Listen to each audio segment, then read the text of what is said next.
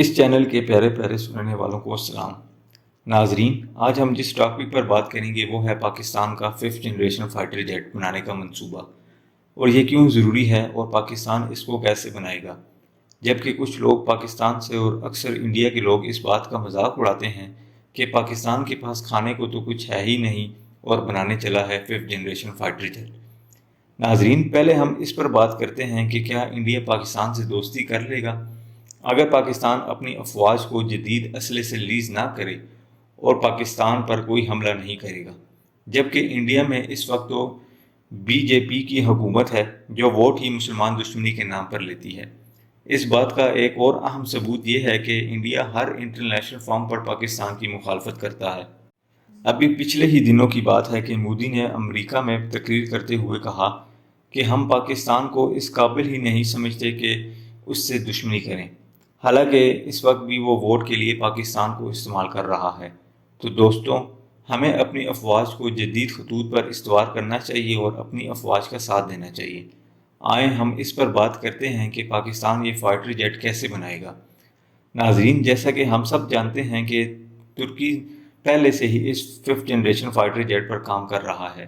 اس پر ترکی کی Turkish arrow space industries کام کر رہی ہیں۔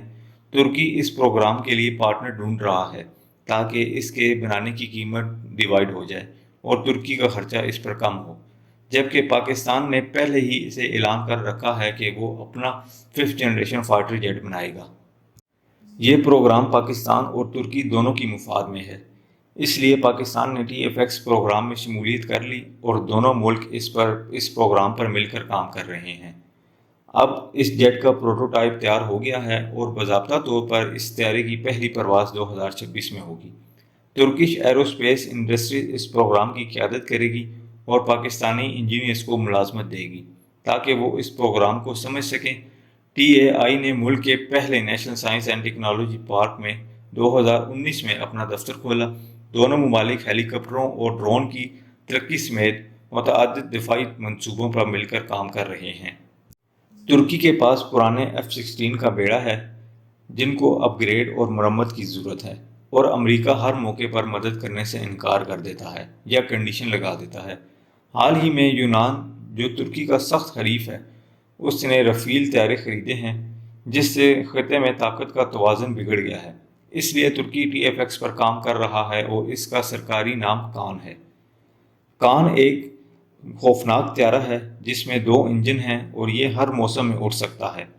یہ ترکی کے پرانے طیاروں کی جگہ لے گا اور ترکی اس کو دیگر ممالک کو بیچے گا۔ اس کی بنیادی خصوصیات یہ ہیں۔ اس کے 2 ورژن ہیں، ایک میں 1 پائلٹ اور دوسرے ماڈل میں 2 پائلٹ۔ اس کی لمبائی 21 میٹر، پروں کا پھیلاؤ 14 میٹر، اونچائی 6 میٹر، زیادہ سے زیادہ ٹیک آف وزن 27,215 kilogram. General electric engine FHO GE129۔ کارکردگی: سپیڈ 2222 کلومیٹر فی گھنٹہ، جنگی رینج 1100 کلومیٹر فی گھنٹہ، سروس کی حد 17,000 میٹر۔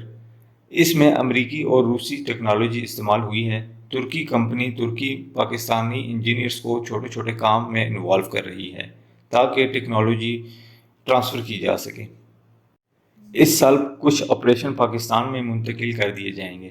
پاکستان پہلے ہی سے اعظم پروگرام پر کام کر رہا تھا جس کے تحت ایسے طیارے بنانا ہے جو JF-17 سے زیادہ جدید ہو اور زیادہ سے زیادہ وزن لے جا سکیں، اور اس میں چین کا WS-10 انجن استعمال ہوگا۔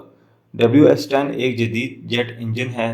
تجزیہ کاروں کے نزدیک اس کا پتہ لگانا مشکل ہے۔ اس کو جارحانہ کاؤنٹر ایئر ٹائم اور ڈیپ اسٹرائک کے لیے استعمال کیا جائے گا۔ پاکستان اپنے پرانے فلیٹ میراج 3S، میراج 5 اور F-16 کو تبدیل کرے گا اور جدید JF-17 اور کان ان کی جگہ لیں گے۔ اس لیے کان کی ٹیکنالوجی پر دونوں ملک مل کر کام کر رہے ہیں تاکہ اس کے راستے میں جو رکاوٹیں ہیں مل کر دور کی جا سکیں۔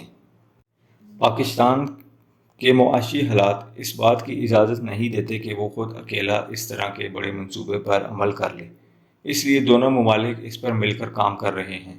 اس کے علاوہ ترکی اور پاکستان مختلف دفاعی اور ٹیکنالوجی پروگراموں پر مل کر کام کر رہے ہیں جس میں ٹینک، راکٹ، میزائلز وغیرہ شامل ہیں۔ اس پروگرام کو اسلامی دنیا کا پہلا بڑا لڑاکا طیارہ قرار دیا جا رہا ہے۔